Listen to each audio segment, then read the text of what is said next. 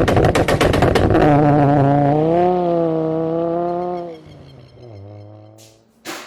just going to show you how to Dpin a headlight connector. I've got a little retainer clip.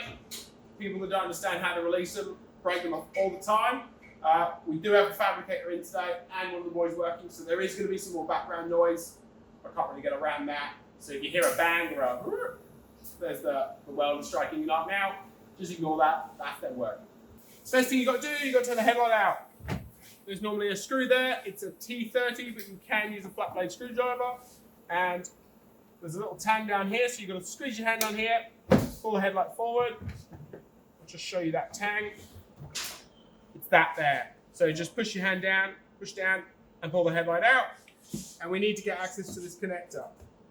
There. So it's a bit difficult to see, but you can see all the retainers broken. So that's not going to release. You've basically got to break it further to get it to release. Don't pull on the wiring. You want to always pull on the connector. You don't want to stretch any of the wiring.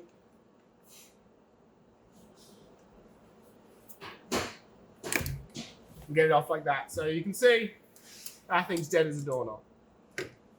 So first thing you're going to want to do, you can see this pinky purple bit, tiny flat blade, it slides in through there. We just want to release it, basically push it back out of the connector. Slide it out like that. All right, so to Dpin the connector, you need a Dpinning tool. Hopefully you can see that. This is the size that I like to use for doing headlights. And basically, you've got two ways of doing this. You can either, these are numbered, so you can write on a piece of paper, 1 to 10, and write your wiring colors, or you can Dpin fit, Dpin fit. That's how I tend to do it. It just means you can't cock it up, basically. So I'm gonna start with pin 10.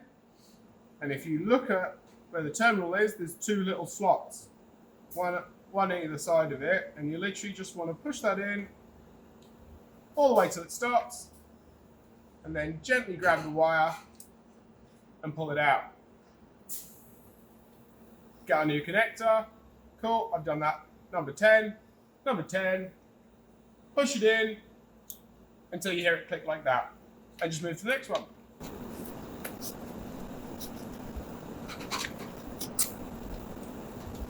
The wires do get a little bit twisted, so you can untwist it.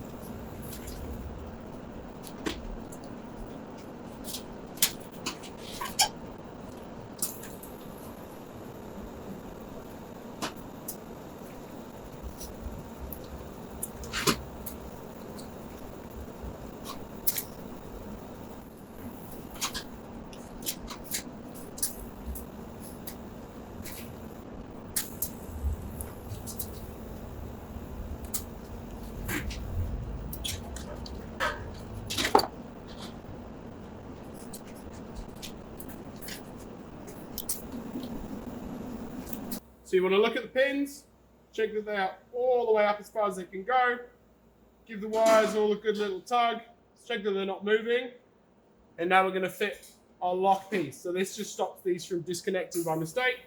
And you literally slide it in there, push it as far as you can with your finger,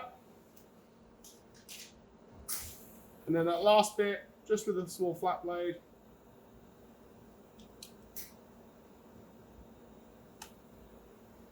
all the way in like that. Now that connector's good. Now so you know, for disconnecting these, you just take a small screwdriver, you push it in here, and you just lift like that. It will then lift the retainer tang. You see it's there, this piece here. So when you're pushing in like that, it just levers it up and pulls out. And that's it.